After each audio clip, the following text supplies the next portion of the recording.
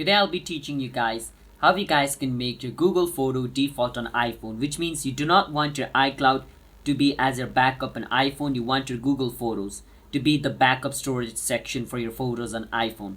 So for this, first what you want to do is open your setting on iPhone. Once you open up your setting, at the top it's going to show you your current ID name. So mine says Jake, but yours is going to be different. Click on it. From over here, you want to click on iCloud. Once you're inside iCloud, the first option where it says Photos, click on Photos. Over here where it says Sync this iPhone, make sure it's off. Click on where it says Remove from iPhone.